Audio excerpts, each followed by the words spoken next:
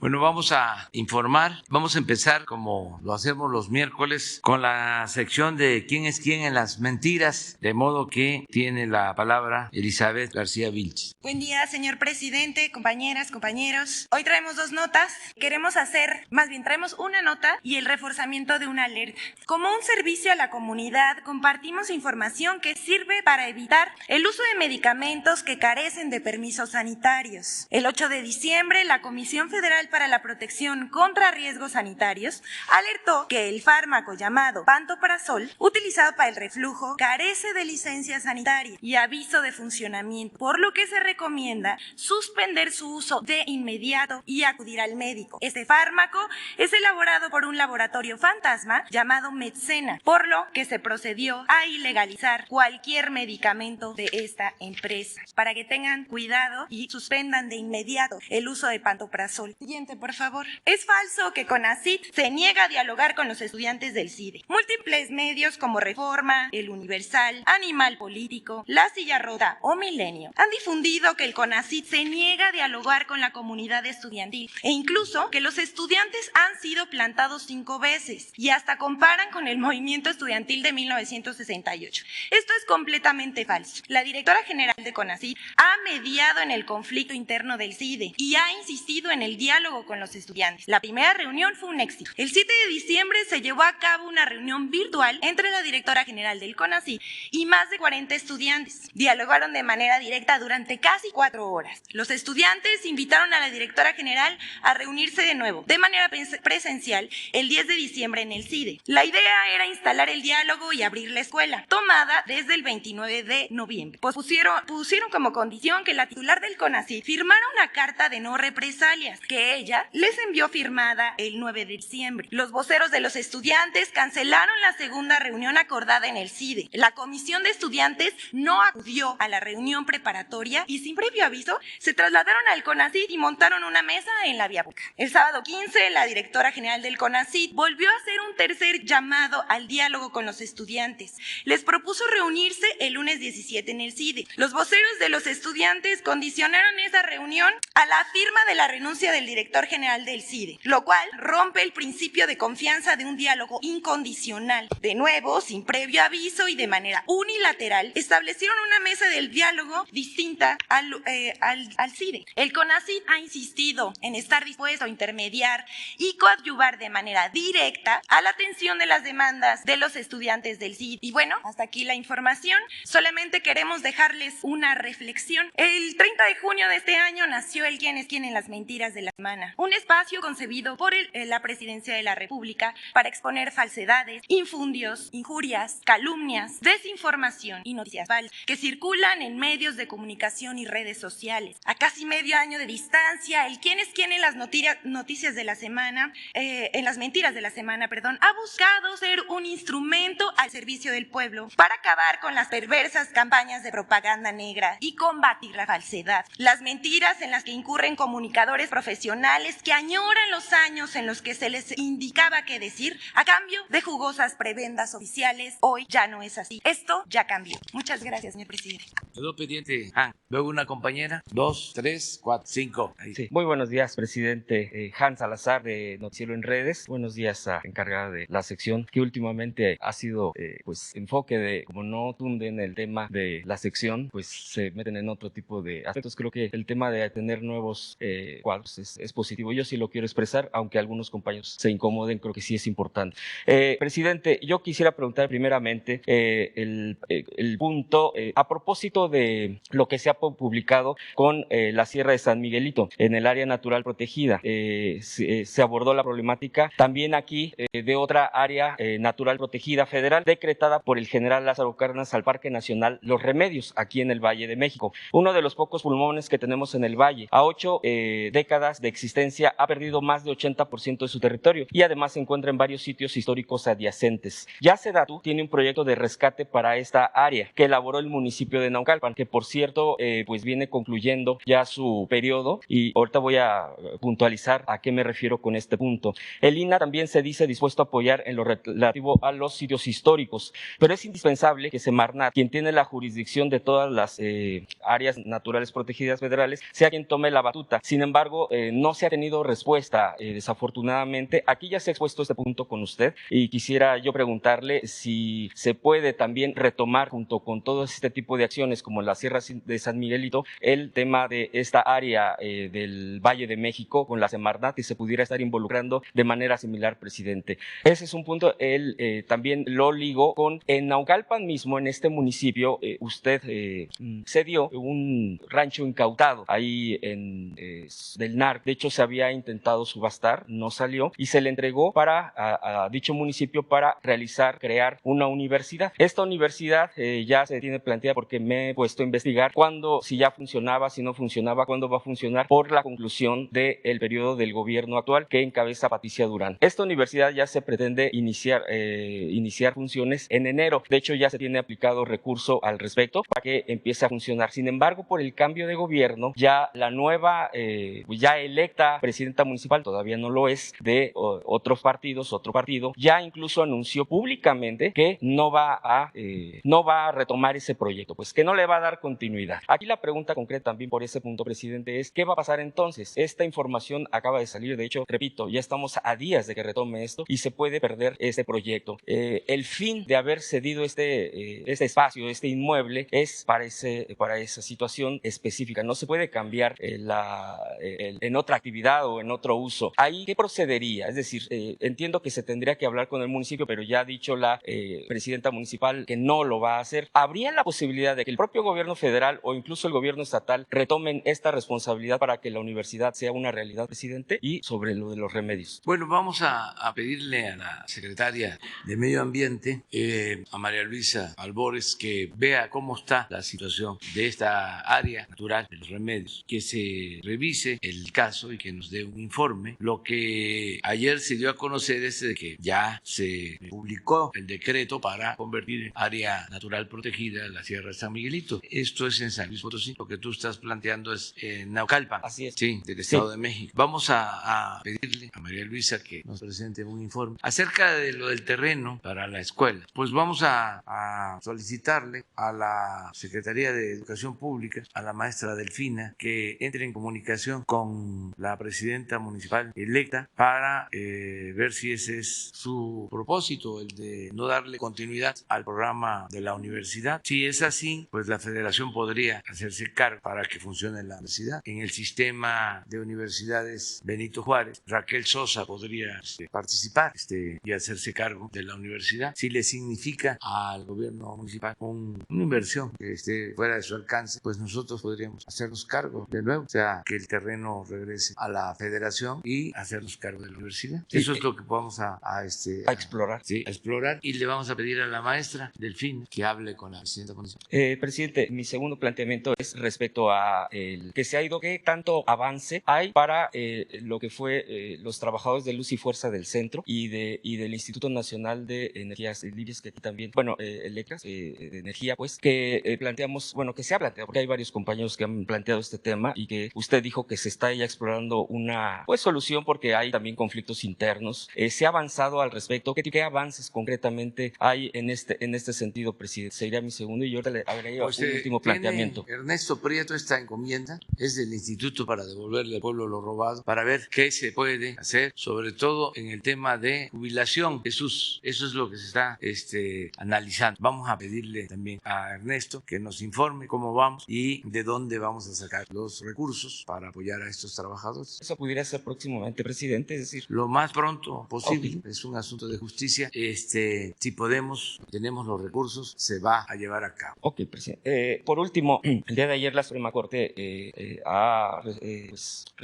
acordado dos puntos muy concretos. Uno, el INE acudió a la Suprema Corte por el tema del recorte presupuestal y porque no han estado conformes. Tampoco ha habido una situación de otra alternativa que ellos pongan, pero la Suprema Corte ya señala el acuerdo del ministro Franco que es improcedente la suspensión respecto a que el INE no tenga que hacer ajustes a su presupuesto, como se prevé en el artículo 4 transitorio del decreto por el cual se expidió la Ley Federal de Revocación de Mandato, así como que se exima al instituto y a su personal de las sanciones administrativas, penales o de diversa índole a que hubiera lugar. Esto quiere decir que tienen por forzosa obligación realizar esto, independientemente que ellos digan que no tienen dinero. Aquí, ¿usted cómo lee esto? Es decir, se promueve esta austeridad modalidad que desde un principio usted ha impulsado desde el propio gobierno federal.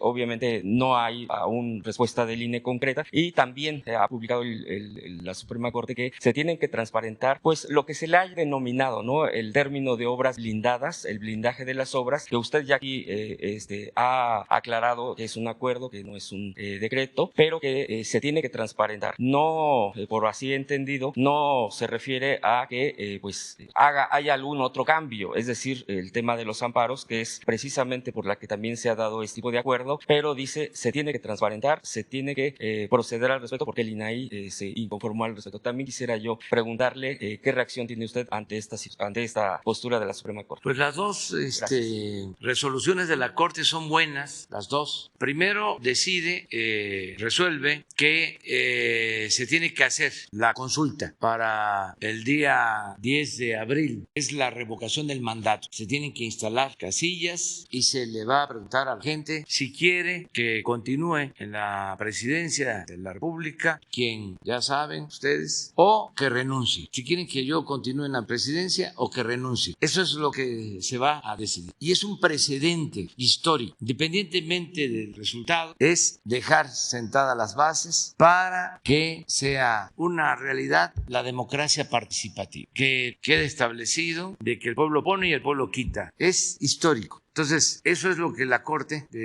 está permitiendo. Es un avance porque nos ha costado mucho, se ha batallado bastante para que se establezca la revocación del mandato. Durante todo el periodo neoliberal, en el discurso demagógico de los políticos y de los intelectuales orgánicos, siempre se habló de la democracia participativa. Puede ser que hasta se haya ofrecido en campaña consulta, plebiscito, referéndum, revocación del mandato, pero era, para decirlo coloquialmente, puro choro mareador.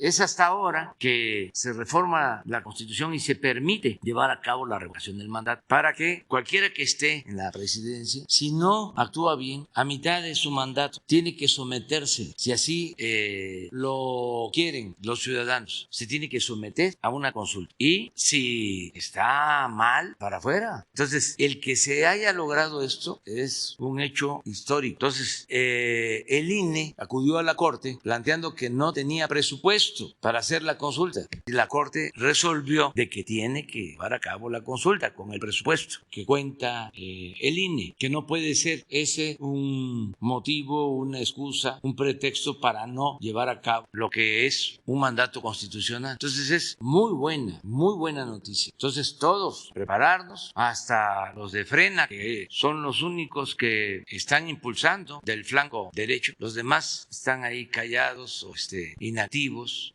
incluso apostando a que no se lleve a cabo la revocación del mandato. Me refiero al bloque conservador de partidos. Esos no quieren. En una de esas van a llamar a no votar. Imagínense la antidemocracia al descubierto. En cambio, Frena, sí, está recogiendo firmas para que me quiten de la presidencia. Pero eso no hace falta la violencia, todo por la vía pacífica, legal, democrática. Pero eso es muy importante para nuestra generación y para los que vienen detrás de nuestros hijos, nuestros nietos, es dejar ese presente. La otra buena noticia, pues es que la Corte también resuelve de que es válido el acuerdo que emití, que di a conocer, y que solamente tenemos como gobierno que presentar los informes para que haya transparencia, que siempre dijimos que se iba a hacer así, que no era un asunto de transparencia, no era ocultar información, sino era para poder avanzar, simplificar los trámites. Entonces, fueron muy buenas decisiones de la Corte el día de ayer, porque queda el acuerdo vigente para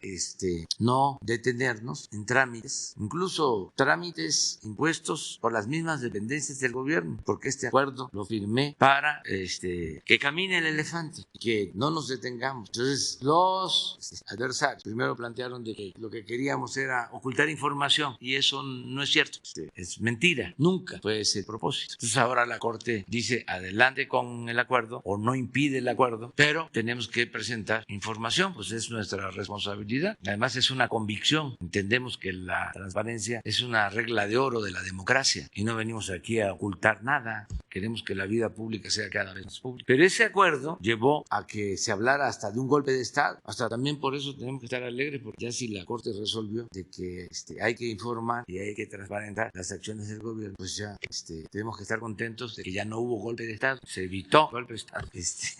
Pero bueno, eso es lo que sucedió. ¿Mande? No, o sea, muy bien. O sea, ya es una resolución de la Corte.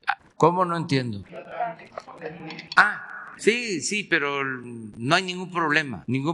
Es que últimamente, ya lo hemos dicho aquí, están magnificando las cosas en la desesperación. Todos los que se dedicaban a aplaudirle al régimen, simulando de que eran opositores o que eran independientes o que eran de la sociedad civil, están quedando al descubierto, se están quitando la máscara. Ayer veía yo a una joven que decía, bueno, no sé si sea joven, pero a mí todos son jóvenes, decía la foto se llama el perfil, ¿no? Lo que ponen para identificarse en el Face, su foto de perfil, sí, dice, es cuando se inició una marcha de Cecilia de Morelos qué engaño tan grande, ¿cómo me equivoqué? Y hay otro, búsquenlo, de un Mendieta que dice, él es creo que nacido en España, sí, dice, cuando llegué a México, es interesante, o sea, porque esto muestra cómo están cambiando las cosas. Pero recapitulando, la señora Dresser dice golpe de Estado con el acuerdo. Luego, mire, cuando llegué a México, en pleno gobierno de Enrique Peña Nieto, compraba la revista Proceso, leía con interés a Sergio Aguayo. Él dijo que lo del CIDE era como el 68 y admiraba la fuerza de Javier Sicilia. Cómo han pasado los años, las vueltas que da la vida. Cantaba la española más mexicana, Rocío Dúrcal, ¿no? Que es bellísima esa canción. Pero bueno, esto es lo que está sucediendo.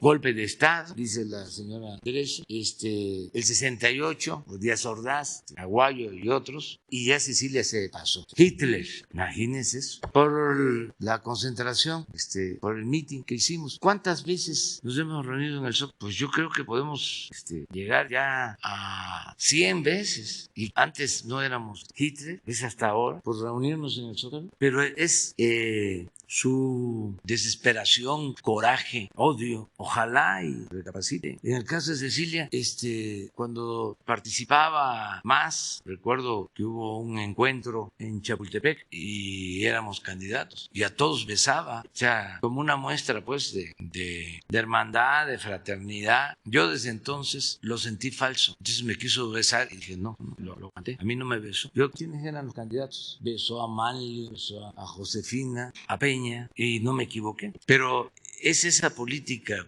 del viejo régimen de simulación. Entonces tenemos que celebrar que todo esto está cambiando y ni modo, ofrecemos disculpas por las molestias que ocasiona la transformación, pero esto es por el bien de todos, más por el bien de las nuevas generaciones. No se puede mantener un sistema político sostenido en la simulación, en la demagogia, en la mentira, en el zigzagueo, en el acomodarse, en el querer quedar bien y olvidar principios, olvidar ideales, pero sobre todo olvidar al pueblo, despreciar al pueblo, porque para ellos el pueblo no existe, no cuenta, no le tienen afecto, cariño ni respeto. La política es asunto de los de arriba, es de la cúpula, no le tienen amor al pueblo. Una de las cosas que admiro más, vaya que hizo cosas buenas, fue un presidente patriota, pero de lo que más le admiro al presidente Cárdenas era el profundo amor que le tenía al pueblo, sincero amor, pues lo demostró todo el tiempo, un gran respeto para escuchar a la gente más humilde, más pobre, sentarse a comer con ellos, vivir en las comunidades, allá en la Mixteca. Cuando iba yo a la Mixteca me decían, ¿por qué viene nada más 2 horas, 3 horas? Digo, porque tengo que ir a otros pueblos, tengo que hacer 4 o 5 actos diarios. No, si aquí el general venía y se quedaba una semana y se bañaba en el río, usted nada más viene 2 horas. Pero eso es. Entonces, todos ellos, pura academia, pura teoría, sin práctica. Entonces, eso es lo que está sucediendo.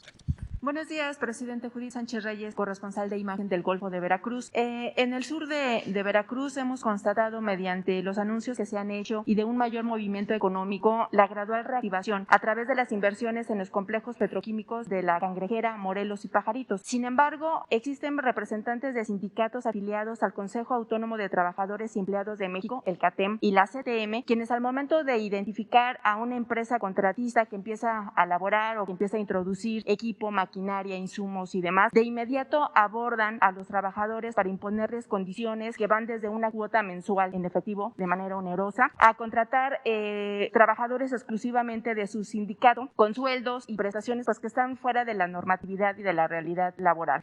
Los amenazan con si no aceptan estas condiciones les impedirán el ingreso al personal justamente a estos complejos ya referidos, acción que realizan todos los días sin que nadie intervenga. Esto lo tenemos documentado con fotografías de las tarjetas que entregan estos representantes de sindicatos a los contratistas y de cómo detienen a las unidades en los alrededores de los complejos. Preguntarle, presidente, si usted tenía conocimiento de esto y usted ha señalado, bueno, pues hay que evitar la corrupción y sobre todo esta cultura del moche. ¿Qué acciones concretas se puede realizar desde el gobierno federal, ya sea a través de la Secretaría del Trabajo, de Pemex, incluso de la propia Fiscalía General de la República, pues para evitar este tipo de extorsiones que además de que impactan el asunto laboral, pues también demoran el avance de las obras de rehabilitación y sobre todo pues desalientan las inversiones en el sur de Veracruz? Sí, es una práctica indebida, ilegal, porril, que tiene que ver con los sindicatos charros, con líderes charros que extorsionan. Esto se padece, desgraciadamente, ya no mucho, porque hemos ido avanzando en eliminar estas prácticas ilegales de chantaje a empresas y a los mismos trabajadores. Se pelean entre sindicatos los contratos o ponen condiciones a las empresas constructoras. Me tienes que dar tanto, o yo te vendo la grava aunque no sea de la calidad que se necesita. Eso en efecto lo enfrentamos allá en el Istmo. La construcción del transísmico no se podía trabajar, porque además asaltaban, robaban maquinaria, equipo. Ahora ya está la Guardia Nacional y ya se puede trabajar, pero era terrible lo que sucedía en Oaxaca, además armados con equipos o grupos de choque. Bueno, aquí mismo en el aeropuerto de Texcoco tenían el control completo de la obra. No solo se encargaban del transporte del material, sino compraban los cerros. Ya ven que los tecnócratas, por la corrupción, decidieron hacer el aeropuerto en el lago de Texcoco, rellenar el lago de Texcoco. Pues acabaron con muchos cerros y al final de cuentas se siguió hundiendo, está inundado. Ahora ya no, pero la temporada de lluvia se inundó todo y era pues un barril sin fondo, porque estos sindicatos tenían los contratos para acarrear el material y ya no era nada más el acarreo del material, sino la venta también del material. Compraban los cerros y ellos vendían el material. Y si no se les garantizaba el que se les comprara el material y lo trasladara, lo transportara, pues paraban la obra. Todo eso lo enfrentamos con el nuevo aeropuerto y se terminó, afortunadamente. ¿Con petroquímicos se están tomando cartas en el Sí, asunto? lo mismo, estamos pendientes y no vamos a tolerar ese tipo de actitudes porque son completamente ilegales. En Dos Bocas pasó algo parecido. ¿Se acuerdan que se habló de que había muerto y que entró la policía? Y era algo así. Afortunadamente ya se resolvió sin ceder, es decir, sin dejarnos chantajear. Y lo mismo estamos recomendándole a las empresas que denuncien. ¿Ustedes las apoyarán? Sí, y no hay sindicato favorito. Nada de que son sindicatos protegidos. Ya pasó ese tiempo de que los sindicatos eran del gobierno, para decirlo con claridad, que si hablamos del Estado a veces no se entiende cuál es la diferencia entre Estado y gobierno, pero bueno, lo que más es comprensible es el que se tenían sindicatos del gobierno. Los líderes los apoyaba el gobierno, porque era un gobierno corporativo el que existía. Nosotros somos respetuosos de la vida sindical, son los trabajadores los que deben de elegir a sus representantes. Acaban de pasar las elecciones, el sindicato petrolero, 36 secciones, y la oposición, vamos a decir, ganó 6, pero antes no ganaban ni una sola sección, y hubiesen ganado más. Bueno, yo no debo de estar dando consejos, si se hubiesen unido, pero se dividieron. Y lo que sí le doy un consejo a todos los que luchan por la democracia, eso sí, no solo en los sindicatos, sino en todos los ámbitos de la vida pública, desde que no hay que rendirse, no hay que darse por vencido. vencidos. A veces no se puede a la primera, pero es muy importante luchar y ir limpiando, desbrozando el camino hacia la democracia. Es un proceso. No es de que ya, por ejemplo, una sección sindical, no ganamos, pues sí, pero viene después otra y se puede lograr a la segunda o a la tercera o a la cuarta. El presidente Allende ganó a la cuarta, yo gané a la tercera y así es la lucha. Lo importante es no dejar de luchar por un ideal, por un principio. ¿Saben quiénes son los que se cansan? Los que se rinden, los que van nada más por el cargo, los que no tienen un ideal, tienen un principio, no luchan por una causa. Esos ya le invertí, ya trabajé, fui a pueblos que nunca había ido, tuve que convivir con la gente, ya no gané, ya no voy a seguir en eso. No, mejor a otra cosa. Ya no pude, porque yo quería ser presidente municipal o quería tener un cargo para ver qué sacaba o para sentirme importante, machuchón. Pero el que lucha por un ideal, ese tiene que ser perseverante, muy perseverante. Bien, presidente, aquí le hemos traído a colación el tema del derrame petrolero de British Petroleum en el 2010 en costas mexicanas y de las acciones que han emprendido los principales líderes de pescadores en el Golfo de México, como la denuncia ante la Fiscalía General de la República en contra del exsecretario de Relaciones Exteriores, Luis Videgaray, el ex embajador de México en Estados Unidos, Jerónimo Gutiérrez, y el representante de esta empresa, William Noble. Los dos primeros señalados de haber aceptado un convenio de exoneración con esta empresa a través del abogado Noble a cambio de $25 millones, causando, por supuesto, un grave daño al patrimonio ambiental del país y la forma de vida de esos productores del mar y sus familias. Preguntarle, presidente, si usted tiene conocimiento del avance de este caso, del avance de esta denuncia ante la Fiscalía General de la República y si sabe el motivo del por qué no han sido llamados a declarar estas personas señaladas, y sobre todo el ex embajador de México en Estados Unidos, Jerónimo Gutiérrez, y si el gobierno federal ya ha podido identificar el destino final de ese dinero que se entregó al gobierno de México en su momento. Hay una investigación, la vez pasada que lo planteaste, alguien hizo ya una investigación a ver si se tiene, y lo que corresponde a la Fiscalía, pues ellos tienen que informar, ¿no? Pero que nosotros podamos decirte, para que tú le comuniques a los afectados, qué es lo que se hizo de parte del Ejecutivo, a ver si hoy mismo te entregamos el informe. Gracias, presidente. La compañera, luego tú, luego. Muchas gracias, presidente. Buenos días, Shaila Rosagel, corresponsal del Grupo Gili, El Imparcial de Sonora, La Crónica de Mexicali, Frontera de Tijuana, El Imparcial.com, México. Buenos días. Presidente, sobre la iniciativa del diputado Nazario Sánchez en la Cámara de Diputados para eliminar la caza legal en el país, esto ha causado inquietud en Sonora entre los rancheros porque allá se da esta práctica de forma regulada en los ranchos cinegéticos. Sonora es líder en este tipo de actividad. Los rancheros argumentan que eliminar esta actividad afectaría los programas de cuidado ambiental y reproducción de especies, además del impacto económico que tendría. Eso es lo que ellos argumentan. Pero le quiero preguntar, ¿qué opina usted sobre esta iniciativa, presidente? Pues no la conozco y hay que esperar a que se dé a conocer y se debata en la Cámara, y en ese momento opino. No tengo elementos y la verdad ya están por entrar en receso ya en las cámaras, o sea, hasta el año próximo, y no quiero dar opinión por eso hasta que tenga yo más el... Muchas gracias, presidente. En una segunda pregunta, preguntarle sobre los resultados de la estrategia de seguridad en Sonora, porque la violencia sigue imparable por allá.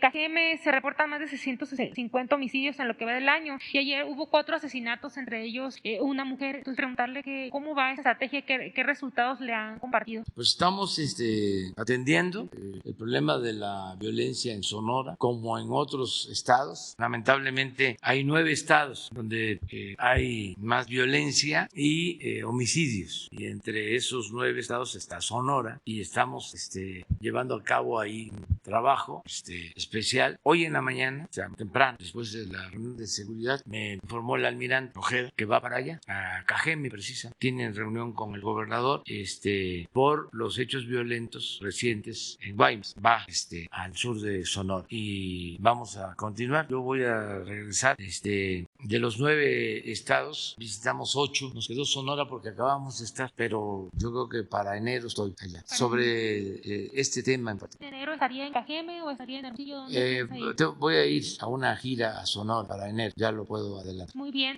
presidente. Y ya preguntarle por último, fíjese que en Baja California se está comentando que el exgobernador Bonilla va a ser integrado a su gabinete como su secretario de Gobernación. Incluso ayer la alcaldesa de Tijuana hizo una felicitación en Facebook sobre este cargo que ocuparía. Entonces, preguntarle a usted si está considerado el exgobernador para este cargo en su gabinete, cuándo se daría a conocer o si es para otro cargo. ¿Qué nos podría comentar? Bueno, vamos a esperarnos, vamos a esperar. Jaime Bonilla ha ayudado mucho al movimiento democrático en Baja California y él es senador con licencia, tiene esa opción y puede también ayudarnos en el gobierno federal, pero está tomándose su tiempo y vamos a ver hacia adelante. No se descarta la posibilidad, pero en los próximos días no hay cambios.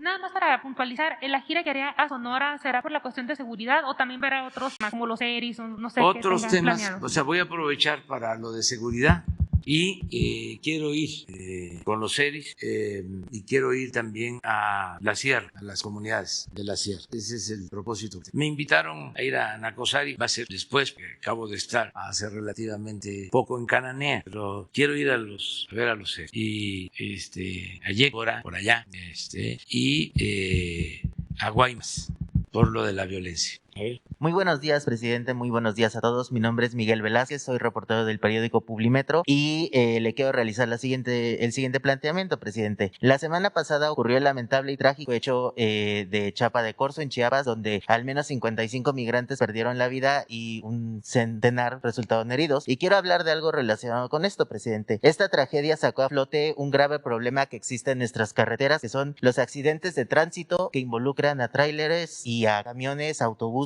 etcétera. Presidente, en este sentido, pues este tema de los accidentes no debe quedar como un accidente más y ya. Con bastante frecuencia vemos y escuchamos videos de cómo en estos choques pues mueren decenas de personas que, bueno, son inocentes en todo sentido. En este sentido, presidente, Publimetro realizó una investigación donde los conductores nos explicaron algunos puntos, por ejemplo, que deben trabajar durante pues largos periodos, a veces hasta de 48 horas manejando, y que en ese sentido algunos manteniendo el anonimato nos dijeron que han llegado a consumir sustancias, pues algunas medicinas controladas y algunas pues drogas ilegales totalmente para aguantar estas largas jornadas de trabajo. También denunciaron que muchos de estos autobuses o muchos de estos trailers pues ya pasaron su vida útil y son unidades obsoletas y aún así pues los tienen en circulación. Presidente, pues además de las condiciones laborales de los conductores, también es un tema de la infraestructura de las carreteras, el estado, las señalizaciones de las mismas y por supuesto también un tema de seguridad, pues desde la vigilancia de los límites de velocidad, pero pues también el uso que el crimen organizado le da a estos vehículos, porque pues no es la primera vez que decenas o incluso cientos de personas, migrantes en algunos casos, pues mueren en las cajas de estos tráileres. Presidente, yo quiero preguntarle desde el gobierno federal qué se está haciendo para atender este problema y también preguntarle, presidente, qué falta por hacer o qué acciones a lo mejor hay que corregir para atender esta situación. Bueno, estamos cuidando a los migrantes para que no se sufran estos lamentables accidentes. Se están deteniendo camiones, trailers. Aquí ya se dio a conocer de cómo en los últimos 3 meses se han rescatado, esa es la palabra, a migrantes que se trasladaban en trailers, así como el trailer que se volcó, perdieron la vida lamentablemente estos migrantes, hermanos centroamericanos. Estamos constantemente, no sé si puedan sacar las imágenes de cómo se rescató primero a 600 y luego a 200 y estos los últimos tiempos. En este caso, pues no pasó por ningún retén, contrario a lo que dijeron de manera irresponsable, pero ya ni quejarse es bueno. No, yo creo que sí, hay que quejarse siempre. El Reforma, el Universal, todos estos pasquines que sostuvieron de que este tráiler que se volcó no pasó, no, al contrario, que pasó por varios retenes de migración y de la Guardia Nacional, y no fue cierto. Pero no vamos aquí a estar todos los días, si es una vez a la semana, nada más, contestando mentiras, porque sí estamos haciendo lo que nos corresponde, tanto la Guardia Nacional como Migración, cuidando. Pero hay uno, bueno, sí, pero hay otro, a ver si que tiene hasta mismo está adaptado. Entonces, todo esto lo hemos hecho. Y hay otro donde son 2 cajas. Antes, desgraciadamente, trailer no pasó por retén. Y tenemos retenes en distintas partes. No sé si lo tengan. Es fotográfico. Y se está haciendo la investigación por pregunta, ¿sí? A los dueños. Está presentada la denuncia. Además, se sigue de oficio, es un asunto penal. Y la Fiscalía atrás caso. Esto, mira. Presidente, por supuesto que este es un tema muy importante, pero también me gustaría preguntarle los otros accidentes donde se ven involucrados. En general, se está procurando que no haya excesos de velocidad, que los choferes estén en buen estado. ¿Se estarían realizando auditorías a las empresas para aquí conocer se han su hecho capacidad? Denuncias sobre eso y se está actuando. Incluso se hizo una denuncia sobre el cambio del personal de la Secretaría de Comunicaciones y Transporte, que tiene esa responsabilidad de estar verificando la situación de los choferes. Estamos haciendo todo lo que corresponde. Y por ejemplo, en el caso de la Secretaría del Trabajo, está revisando pues la capacitación y las condiciones laborales de los conductores, porque como le comentaba, muchos nos mencionan que tienen que aventarse jornadas muy extensas manejando, y bueno, el cansancio y además lo que utilizan para combatir el cansancio. Se presentan las denuncias, se hace la investigación y se actúa. La diferencia ahora con los otros gobiernos es de que no hay influyentismo, no hay impunidad para nadie. Antes, cuando Reforma se dedicaba a obedecer y a callar como los vasallos, había impunidad. Entonces, todo era influyentismo. Ahora no. Ahora se castiga a quienes cometen un delito, se castiga a corruptos, y no solo a funcionarios menores. No se permite la corrupción arriba. Ya no está Salinas gobernando México, que fue el que apoyó al Reforma, y por eso el Reforma apoya a Salinas. Ya ni siquiera está el salinismo como política, que se mantuvo durante mucho tiempo. Se fue Salinas, pero quedó el salinismo. Ya no existe eso. Entonces estamos haciendo todos un esfuerzo, todos los servidores públicos, para cumplir con nuestra responsabilidad. Presidente, y en este sentido, ¿podría presentarse en este espacio un informe específicamente sobre estas acciones que se están realizando? Porque cuando comentábamos el tema, y como en algunos otros temas también sucede, muchas veces nos dicen, es que eso ha pasado de toda la vida, es que eso ha pasado siempre. No. Pero precisamente porque ya no son las cosas como antes, ya no tiene que ser. Podemos informar. La Secretaría de Comunicaciones puede informar sobre lo que estás planteando. Y las demás secretarías involucradas, porque por ejemplo, la Guardia Nacional hace un informe muy detallado de lo que está sucediendo en las carreteras, pero más allá de las cuestiones viales, ¿no? ¿Qué son las acciones que están realizando? Sí, la Guardia Nacional. El lunes próximo nos corresponde informar sobre seguridad, como lo hacemos cada mes. Entonces le voy a pedir al general Bucio que hable sobre esto, porque la mejor manera de enfrentar la política de calumnias, de distorsiones, es informando. Les voy a poner un ejemplo. No tienes lo que publicó hoy, para que vean, el Universal o el Reforma, el que les guste, que es lo mismo, pero pongo el Universal. Este es el embajador.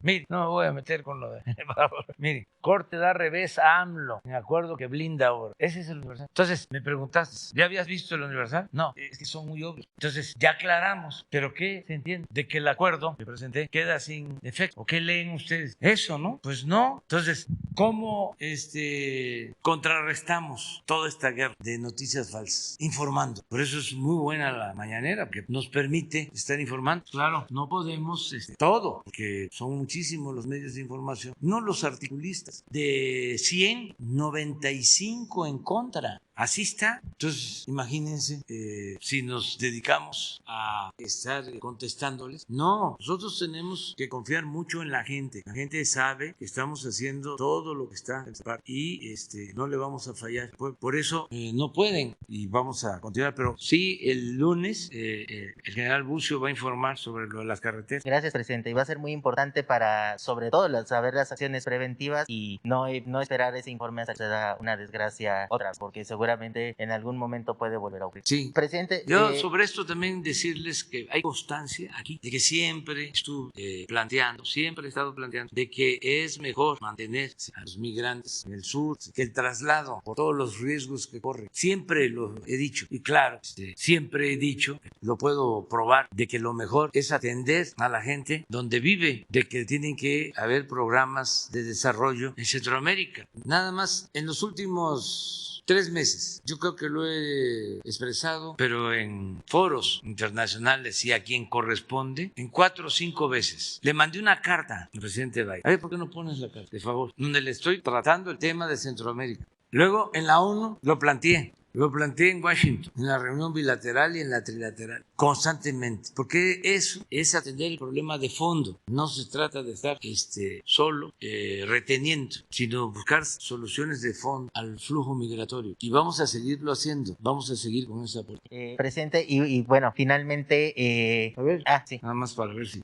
Mire, esto es de 7 de septiembre, presidente Biden. Como lo hemos comentado en otras ocasiones, el fenómeno migratorio requiere de un tratamiento del todo nuevo. Desde luego es necesario ordenar el flujo, evitando el desorden, la violencia y garantizando los derechos humanos. Sin embargo, no debemos quedarnos solo en la aplicación de medidas de contención y menos de carácter coercitivo. Es por ello que le planteo de nuevo, en forma respetuosa, la necesidad de actuar de inmediato para aplicar en Guatemala, Honduras y El Salvador 2 programas que nosotros estamos llevando a cabo con éxito en Chiapas, estado vecino de Centroamérica, y cuya naturaleza y culturas son muy semejantes. De hecho, hace 200 años Chiapas no pertenecía a México, sino junto a Belice, Costa Rica, Nicaragua, Honduras y El Salvador formaban parte de la Capitanía General de Guatemala. Y no fue sino hasta 1824, 3 años después de la independencia, que los chiapanecos decidieron unirse a nuestro país. Hoy estamos plantando en Chiapas 200,000 hectáreas de árboles frutales maderables, y ese programa da trabajo a 80,000 sembradores que reciben un salario para cultivar sus tierras. Este mismo procedimiento se puede aplicar de inmediato en los 3 países centroamericanos de mayor migración, Guatemala, Honduras y El Salvador, con lo cual se ampliaría la superficie de siembra a 600,000 hectáreas y se daría empleo a 240,000 campesinos. Otro de nuestros programas sociales relevantes que están siendo aplicados en Chiapas consiste en dar trabajo como aprendices a 30,000 jóvenes que reciben un salario mínimo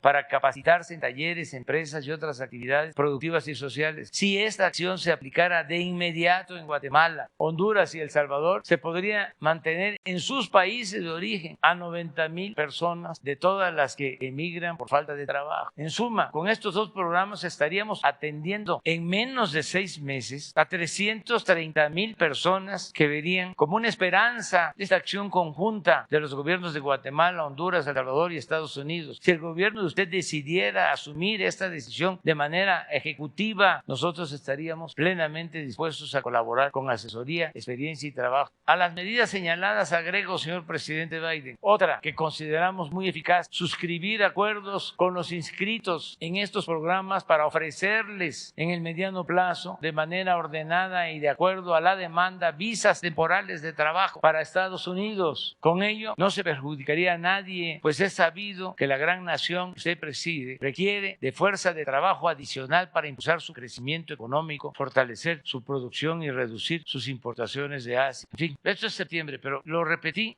al señor Kerry, que vino. Lo volví a plantear en la ONU. Lo planteé en noviembre, que fui a Washington, en la reunión bilateral con el presidente Biden, y en la trilateral. Entonces, esto es lo que tenemos que llevar a cabo. Y tengo que también decirlo, por la nota del Universal, el embajador está ayudando, el embajador de Estados Unidos está apoyando, quiere él contribuir a que se busque una salida humanitaria al fenómeno migratorio. Y precisamente en ese sentido, presidente, y ya con esto termino, ayer se presentó Entendimiento Bicentenario, el plan que sustituye a la Iniciativa Mérida. 2 puntos rápidamente: preguntarle cuáles son sus expectativas de ese plan y preguntarle del tema de migración, si ha hablado con los mandatarios de las naciones centroamericanas después de este accidente, y saber si han hablado y qué se han dicho. Muchas gracias. Sí, pues hablé con el presidente de Guatemala para expresarle pues nuestro pesar, nuestra tristeza, y le pedí que transmitiera nuestro pésame a los familiares de las víctimas y a todo el pueblo guatemalteco. Hablé con él por teléfono al día siguiente del accidente y la relación de las cancillerías pues han seguido siendo de amistad y de coordinación y de apoyo. Estamos unidos trabajando. Son desgracias que nos duelen mucho todos. No hay nadie que pueda decir que no siente ningún dolor por este tipo de accidentes tan lamentables. Entonces sí tenemos muy buena relación y estamos buscando y vamos a seguir. Y está también de por medio, aprovechando lo de la iniciativa del presidente Biden para que se regularice la situación de los migrantes. Él hizo el ofrecimiento de regularizar a 11 millones de migrantes, la mayoría mexicanos, nuestros paisanos. Y esto también ya lo planteamos y con mucho respeto hablamos de que vamos a estar pendientes, le vamos a dar seguimiento y que no se vaya a malinterpretar. Pues ellos también tienen su soberanía. Están por sacar un comunicado de urgencia señalando el daño que ocasiona el fentanilo a sus jóvenes, que es un problema que es grave. Pierden la vida muchos jóvenes con estas drogas y están haciendo señalamientos en contra de jefes de bandas de delincuentes mexicanos. Están por sacar una resolución condenando a estas personas, los que ellos consideran que son los que promueven el tráfico de estas drogas. Entonces, así como ellos plantean eso, nosotros también, con todo respeto, pues, en el caso migratorio, vamos también en su momento a pronunciarnos y casi les puedo decir de que si un partido de los dos que hay en Estados Unidos vota en contra de la regularización de nuestros paisanos, pues vamos a manifestarnos para que nuestros paisanos no apoyen a ese partido, porque no se puede apoyar a los que están en contra de los mexicanos y en contra de México, respetuosamente. Si los dos partidos apoyan esta iniciativa, pues que los ciudadanos apoyen a los dos. Si ninguno de los partidos apoya, pues hay que decirle también a los paisanos de qué sirve si no nos están tomando en cuenta, si no nos respetan.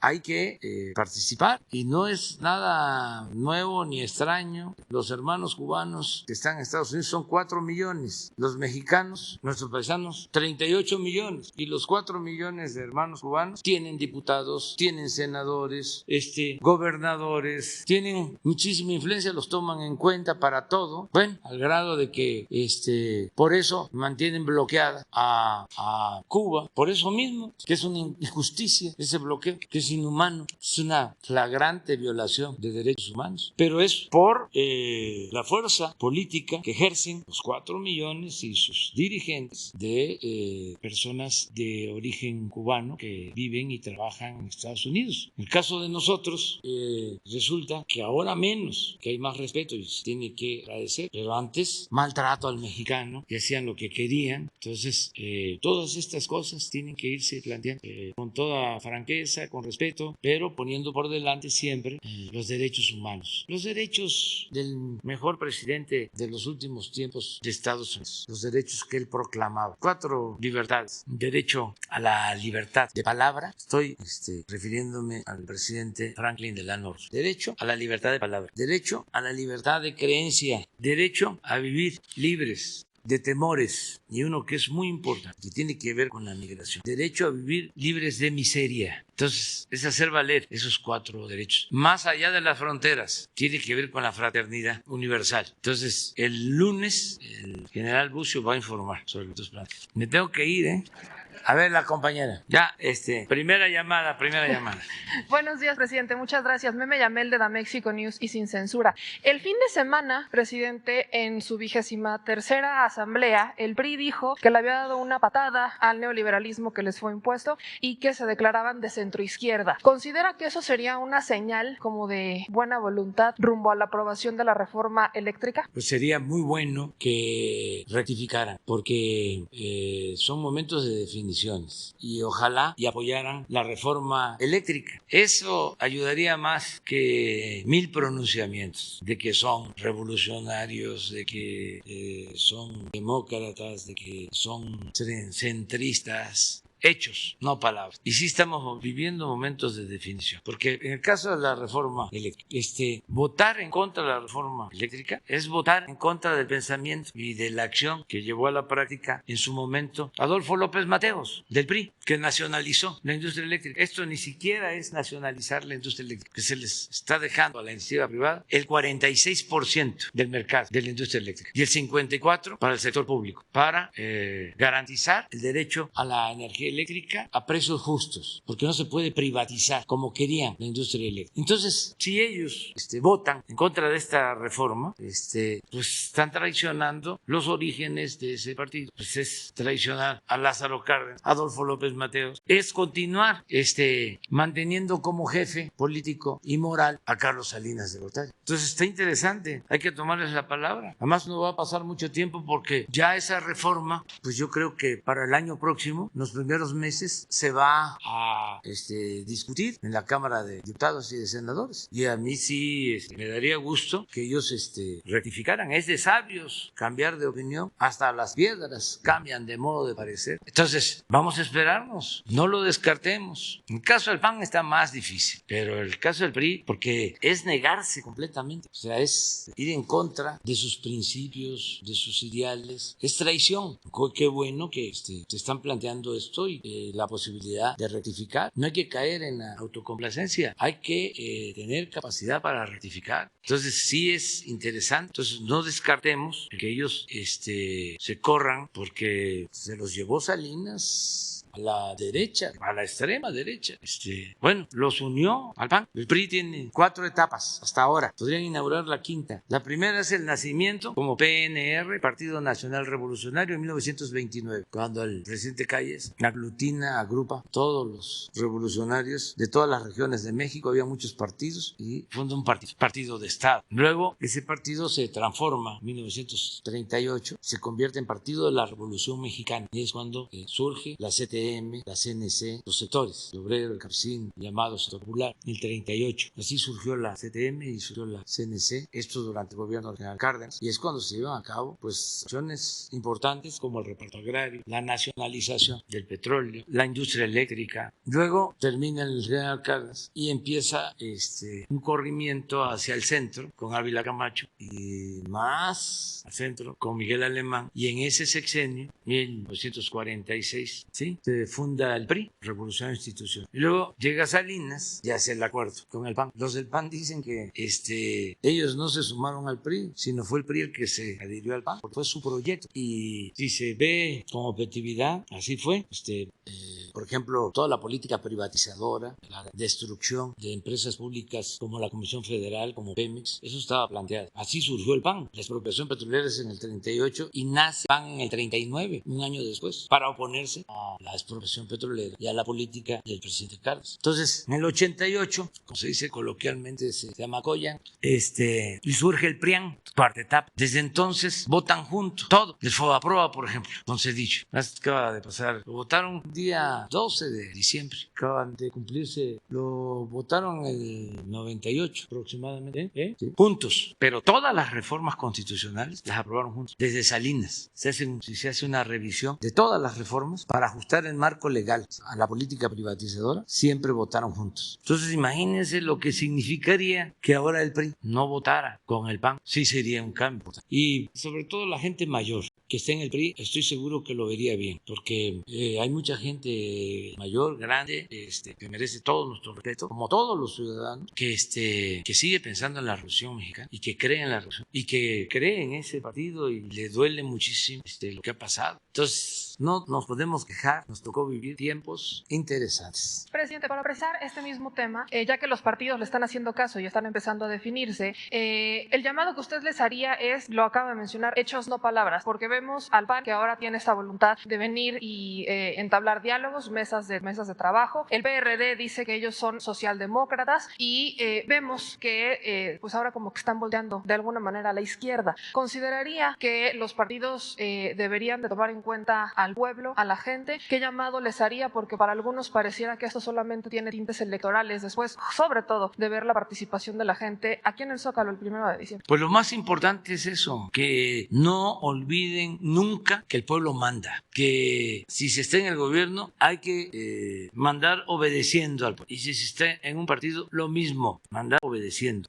Actuar en función de los intereses del pueblo. No puede ser que se le engañe al pueblo de que va a haber una reforma energética y que México se va a beneficiar y que se va a beneficiar el pueblo y resulte una reverenda mentira, se engañe impunemente, como lo hicieron con la reforma energética, nada más para beneficio de una minoría. Entonces ya no es así. Lo pudieron lograr porque tenían control absoluto, casi total, de los medios de información. La gente que tiene un instinto certero, pues sabía que algo no andaba bien, pero no tenía toda la información como ahora. Es que la verdad, lo de las redes sociales ha representado toda una revolución, aún con sus limitaciones, porque no llega a todos los pueblos el internet, pero ya no es lo mismo.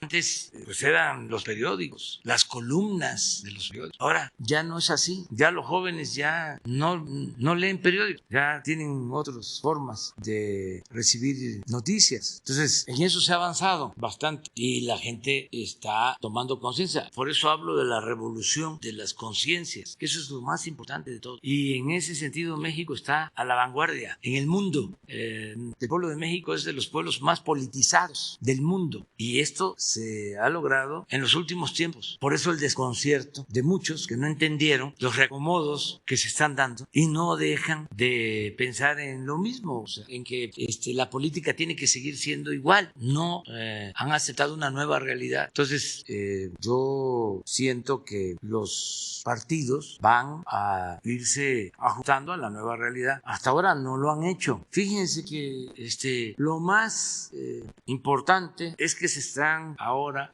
dando cuenta de que es necesario que haya un cambio. Hace poco veía yo en Facebook alguien que decía, es increíble que los partidos ya estén revisando sus procedimientos y que los intelectuales orgánicos y los articulistas no quieran cambiar, porque de una u otra forma el hecho de que el PAN busque el diálogo, ¿no? Pues es un avance. Esto del PRI, hasta lo del PRD, que se atreven a decir que ya no son de izquierda, sino van a ser de la socialdemocracia. Pues es ya ir buscando, ¿no?, su sitio y posicionándose, pero en el terreno de los intelectuales orgánicos, en esa esfera, no se ve que quieran entender que ya es distinto. Pero en fin, repito, no nos debemos de quejar, son momentos muy importantes que estamos viviendo para bien. Además, todo esto lo estamos haciendo de manera pacífica y yo por eso siempre mi respeto a los opositores, a los adversarios, porque pueden hasta insultarnos. Está mal, porque debe de haber urbanidad política, pero bueno, si insultan, no hay problema.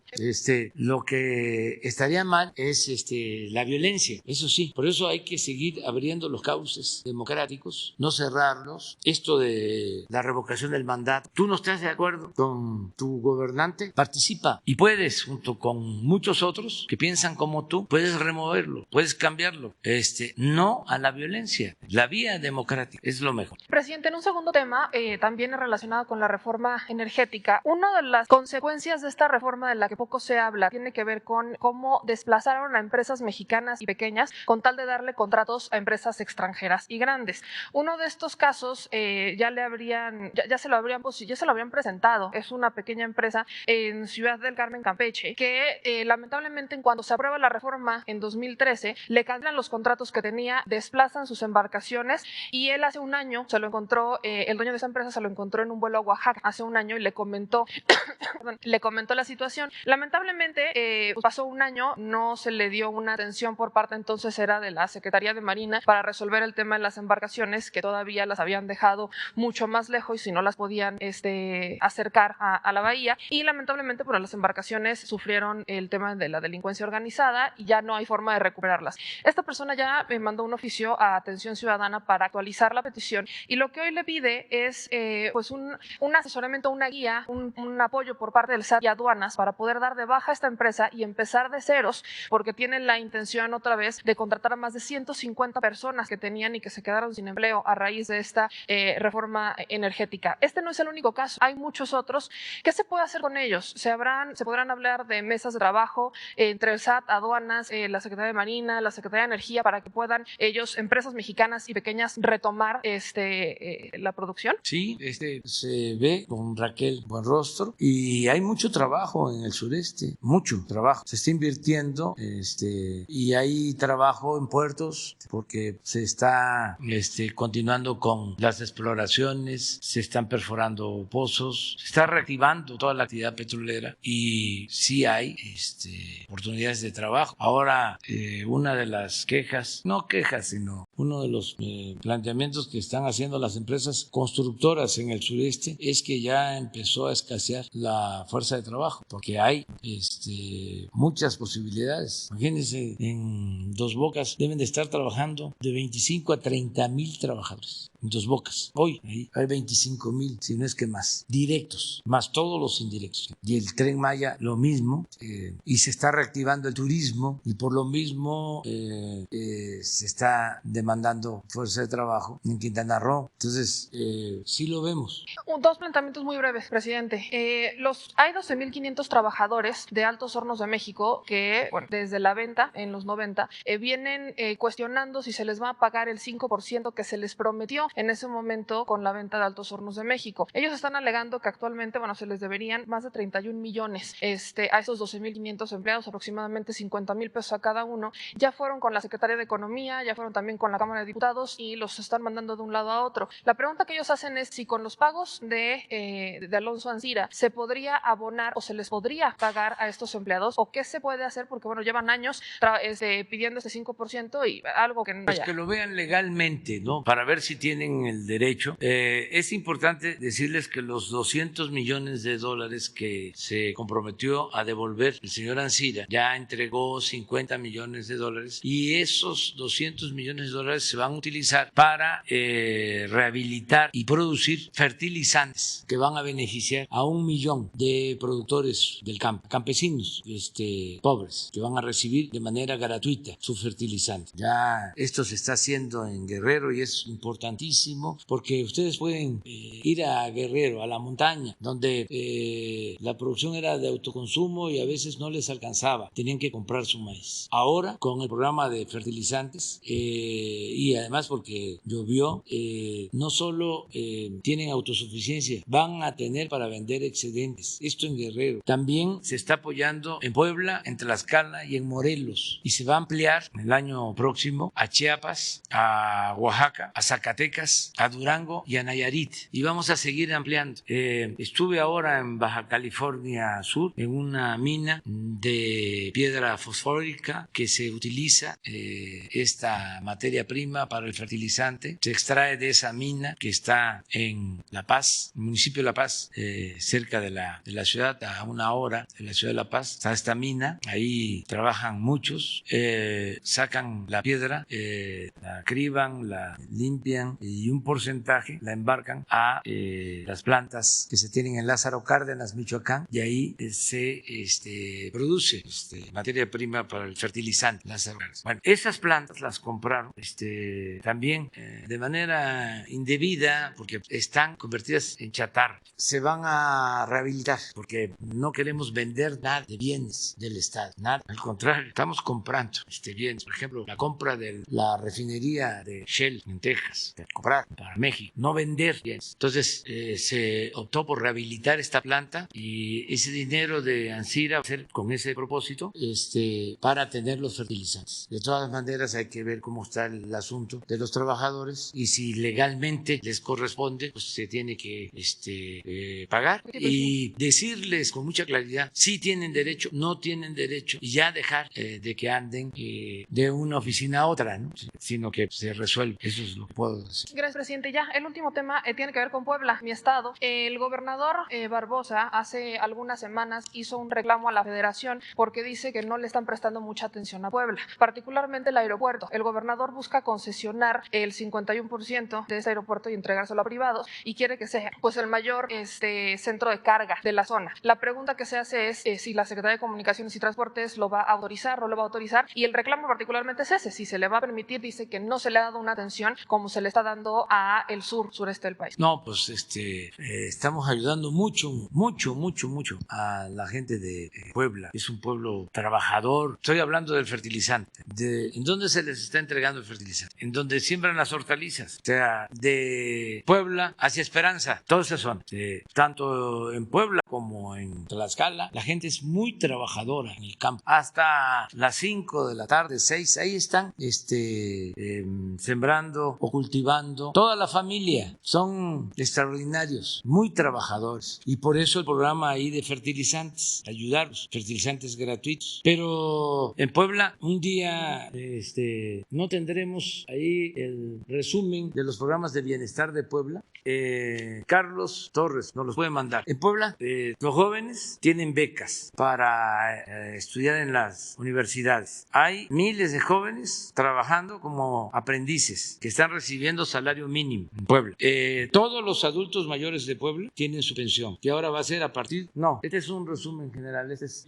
Quiero el de más detalles.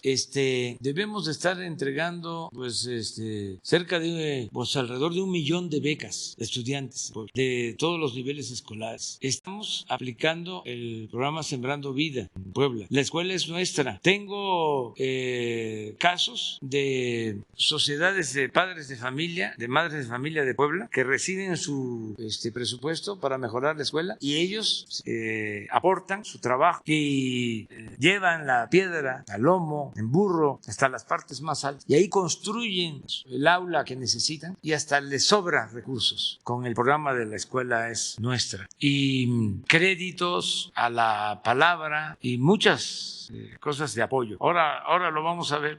Yo creo que lo del aeropuerto es cosa de que se vea con comunicaciones. Aquí está. También, ¿no? Para informar, porque es lo mismo. Miren, en Puebla, sí, nada más que quiero ver si es municipio o es el estado. Sí, es el estado. Sí, así, es el estado. Miren, jóvenes, 14,743 jóvenes están como aprendices, recibiendo 4,310 pesos, que es el salario mínimo. Ya para el año próximo ya va a ser más mensual de aprendices. Estos son universitarios de familias pobres, 30,324, 4,800 bimestrales. Estos son media, bachillerato, 231,000 de bachillerato. De primaria, por familia, 348,000 becas. Estas son universidades en Puebla, 5 nuevas universidades públicas del sistema Benito Juárez. La escuela es nuestra. Miren, 3,321 escuelas han recibido su presupuesto de manera directa. Claro, en total son 9,488. Hacia allá vamos. Pensión adultos mayores, 404,000 adultos mayores. Y esto va a aumentar porque ya es a partir de los 65 y hay un incremento para el año próximo del 20% de la pensión. Pásale. Niñas, niños con discapacidad, 64,855 niñas y niños con pensión. Y va a aumentar la pensión, y aquí estamos con Miguel Barbosa buscando un acuerdo porque se entrega esta pensión a niñas, niños y adolescentes hasta los 29 años, pero de 29 a 64 las personas con discapacidad no tienen apoyo. Y ahora lo que vamos a conseguir con los gobernadores es que de 29 a 64 también se dé el apoyo, y que la mitad del financiamiento de 29 a 64 lo aporten los estados y la otra mitad la federación, para que sea universal, que en nuestro país todos los discapacitados tengan su pensión. Luego, estas son estancias infantiles, 24,344 niñas y niños, esas madres solteras que reciben también su beca. Pesca, pues es muy poquito, son 98. Producción para el bienestar, sí, son 129,512 productores que reciben directamente su apoyo. Estos son los precios de garantía que se pagan a productores. Estamos mejorando todo el sistema de salud. Adelante, ya no hay otras. Banco de Bienestar. Puebla tiene 217 municipios. Tengo la fortuna de conocerlos todos. Van a haber 223 sucursales del Banco de Bienestar. Ya debemos de llevar ahí, pues, como la mitad construidos. Pero esto significa que hasta en las comunidades más apartadas, porque si hay 217 municipios y vamos a tener 223 sucursales, quiere decir que en todas las cabeceras municipales. Este es el programa de de reconstrucción de los sismos, las acciones de vivienda, ya terminamos, 1,143. Lo mismo de mejoramiento urbano, tiene que ver también. Este es un programa especial que estamos aplicando en Puebla, en Cholula, en Puebla y también en Axoxutla. Sí sabes, ¿verdad? ¿Dónde está Axoxutla? ¿Y qué pasó en Axoxutla? Ahí se firmó el plan de igual y fui allá y hice el compromiso de arreglar Axoxutla ya en los límites con Guerrero, que pertenece a Puebla, o sea, para los estudiantes